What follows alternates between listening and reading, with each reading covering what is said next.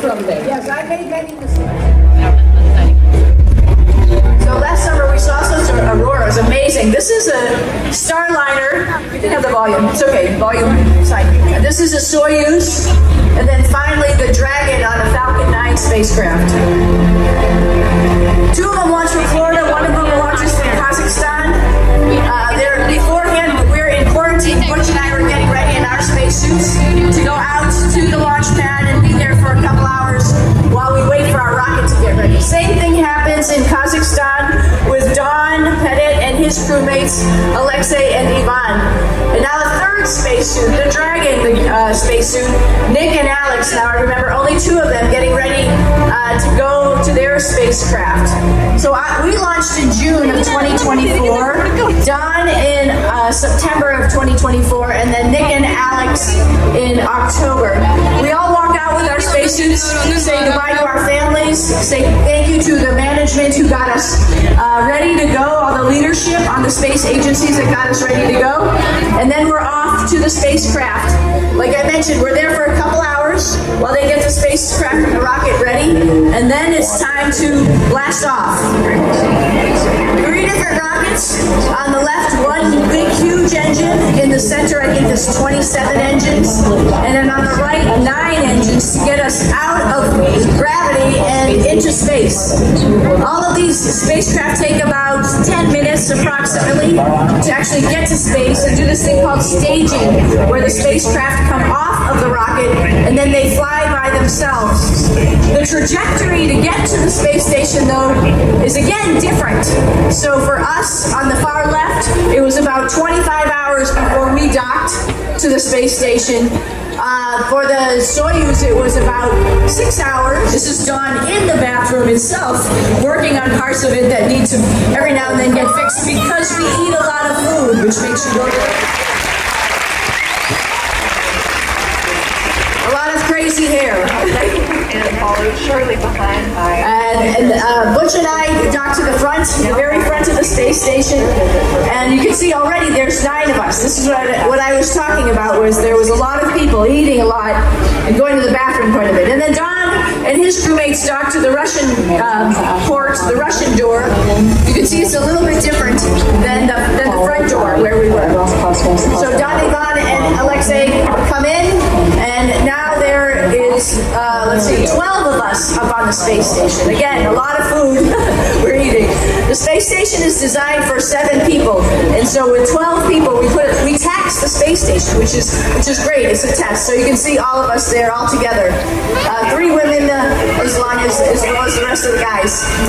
And then finally, our relief spacecraft, the one that was going to take us home, came up there in October last year. We knew we would join their crew as the other 2 crew members, and so we knew we were there for another 6 months. And so that had already been determined. So we knew we weren't going to be back until about March. So another bunch of people.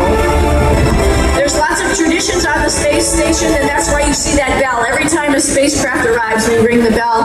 And this is our home away from home, the International Space Station. We're constantly doing experiments. We're constantly collecting data. We're constantly trying to answer questions. And usually make sure that you will be okay once we launch people into space, and we can bring them back and they'll be okay. So we want to make sure people are healthy. So in the video, there's 3 spacecraft that can take people to space. The Starliner, which will get there. It had a couple problems, but it will be taking people to space in the future. The Dragon, and then the Russian Soyuz space. So I think that was finally the approval from my Indian father. Thank you. I think we have to get the gravity of the situation. I think people are actually going to evict us from here. But thank you so very much. Spacewalks are pretty complicated. We actually had the opportunity, 3 of them. The first one, our Russian colleagues did, Ivan and Alexei. So take a look at the spacesuit. Their spacesuit is pretty cool because you open a door, you jump in, and then you close the door behind you. Their task was to throw away a little bit of trash. Is one thing that they were doing. And then Alex was driving Alexei on the robotic arm, on the Russian robotic tools to get ready to go. So our first spacewalk was in January, and it was and Nick, and we went out and we changed a box probably about the size of this speaker right here. It was a great gyro assembly. We have two of them, and we don't want to not have any, so when one starts to act a little bit funny, then we go out and we change it out. And that's the box right there. You can see our gloves, so you can see the types of tools that you need. This is other technology. The types of tools you need have to be adequate to be using those big gloves. Nick also worked on an experiment called NICER, which looks out into the universe, sort of like an alpha magnetic spectrometer, to look to see what else is out there in the universe. So that's another piece that we did a little bit of maintenance on. I fixed this reflector on the very front of the space station, and that's our spacecraft that was taking us home. So I was trying to be very, very careful. And then we did a little bit of advanced work for the next spacewalk that was coming up. And then our second spacewalk, which was Butch and me, we had a couple other activities. It alluded to it earlier in the science. We actually swabbed the outside of the space station and found out that things can live out there. Probably some bacteria or something that was from us, because it's near vents that vent air overboard. But the fact of the matter is that stuff can live in the vacuum of space with all the heating and cooling. The second task that we did was laboratory, and then two. Vic, Alex, Butch, Sunny, on behalf of SpaceX, welcome home.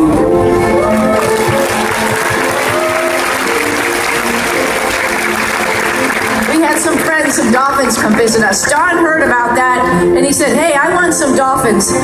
But I think he forgot that he was landing in the desert, so I think instead he got a couple camels to come visit. A little bit of a soft landing out in the... So all of us take a helicopter, either from the ship or from the desert, to an airport, and then we get on an airplane, and then we get home and see our family and friends. And that's our vacation from Earth.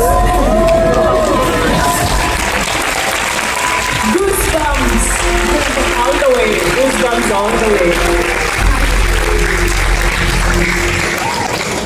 We have a lot of things to ask. So this is the advanced resistive exercise device. It allows us to do weightlifting while we're up there, specifically squats and deadlifts for our bone density. Another thing in our hips and in our ankles, another thing that helps with that obviously is the treadmill. And so Don was demonstrating how we have to get in a harness and then we're strapped down to the treadmill to run. Or we just clip our feet in for the bicycle. That's another thing that helps us with our cardiovascular health. We do sleep, right? We have a normal day, so we put ourselves in a sleeping bag and we can go to sleep. Our hair does grow, and if you're trusting, you let your friends cut your hair. I call these cargo spacecraft Uber Eats, and there's a different name here. What do you call Uber Eats? Swishy? Uber Eats. Yeah, you have another one here in India. Swiggy. Yes, you know. So Uber Eats comes and it brings sometimes food and toys. That's 800 pounds of tungsten. That's just a demonstration that it has more mass, it has more momentum than humans do. And we just sort of fool around sometimes and dance and do fun experiments when we have some time. We're calling to inquire about the space station's extended warranty. It is still in place. This is gonna be fun. Sometimes you have to make your own games when you're up there. And then we had for us, we had Halloween, so we had to makeshift some costumes and share that with our folks on the ground. We had another Uber Eats, or what do you call it? What is the one in India? Swiggy. Yeah, Swiggy. Zomato, yeah. It came and it was just in time for the rest of the holidays last year for Thanksgiving and Christmas, which was really nice. It is a feast. Let me see. We've got Brussels sprouts, butternut squash, apples and spice, and smoked turkey. It's going to be delicious. So from all of us to all of you, Merry Christmas.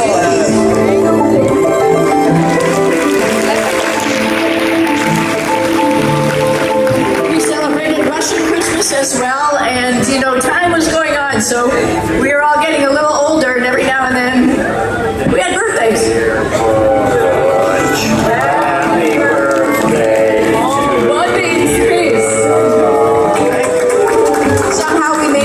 mistake. I'll tell you about that later.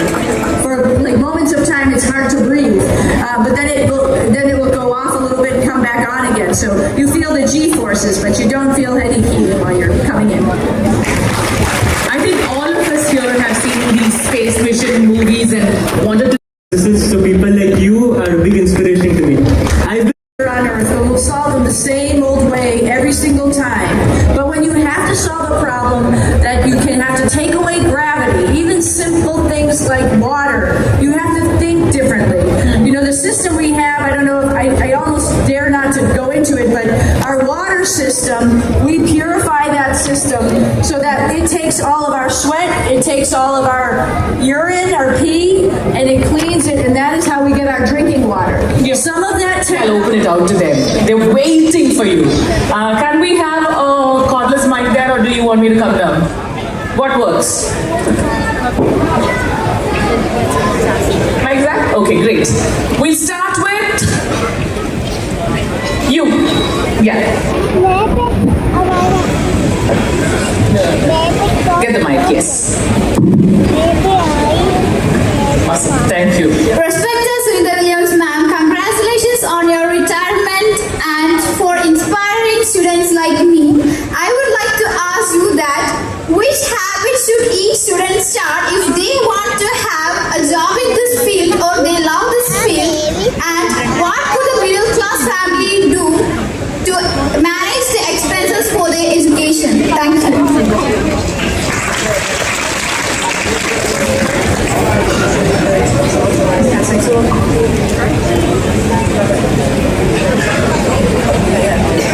Okay, great question. You know, I was from a middle-class family as well. You know, my father, of course, came to the United States, started really with nothing. My mom also. She didn't even go to college, but she made her figure out her way. We knew that money was tight in our family, so we were very conscientious about going to university and making sure that we did as good as we could, making sure that we were athletes, and so that might have helped us also get to university. So we all knew that we had to go to university. My father that's the Indian way, right? So we were all on that path, just trying to figure out what we were going to do. And yeah, going to university is expensive, but there are ways to help offset that with either scholarships or work programs or co-op programs with companies. Anyway, so that's step one. If you would like to be in this field of space, it is the time. It is so exciting. If you did do anything that helps human beings live on Earth, that's exactly what we need to have human beings live in space. As you can see, there's clothes, there's food, there's science experiments, there's rockets, there's spacecraft, there's parachutes, there's software. So whatever you are interested in, not only that, I wanted to be a veterinarian. We had animals up there too. We had fish when I was up there. We had spiders. Not that you need to be a veterinarian to do that, but the love of animals is also there as well if you're interested in any of those fields. So whatever you do something that you love and you will be successful in it. Be part of a team. Be a follower. Know how to be a follower and change the toilet paper roll, you know, or whatever you need to do. Be part of that team. Be the leader of a team. So those are all the things that we're looking for when we're looking for astronauts. So I think anybody in this room can do it. You just have to put your head down and just go for it. It's not going to happen tomorrow. It's maybe going to happen in 10, 15, 20 years, but it will happen, and I'm excited for your future.